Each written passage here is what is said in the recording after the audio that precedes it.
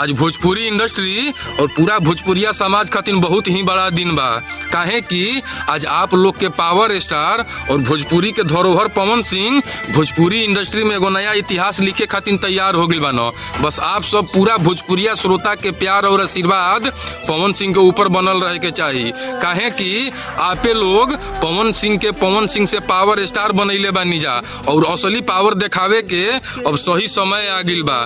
दरअसल power star Pawan Singh अपन जीवन के पहला बॉलीवुड रियलिटी शो में गइल बानो, जौना का नाम राइज एंड फॉल ह। ई शो 6 तारीख से MX प्लेयर अमेजोन पर प्रसारित हुई और इस शो में हिंदुस्तान के हर कोना से प्रतिभागी आइल बानो।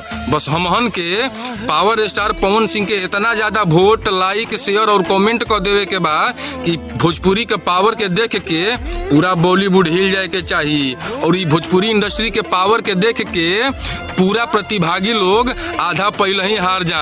और आज हमहन के पूरा भोजपुरिया समाज कसम खाए के कि ई रियलिटी शो के विजेता तो अपन भोजपुरी के धरोहर पावर स्टार पवन सिंह के ही बने के चाहिए। जय हो पवन भैया, जय हो भोजपुरिया समाज।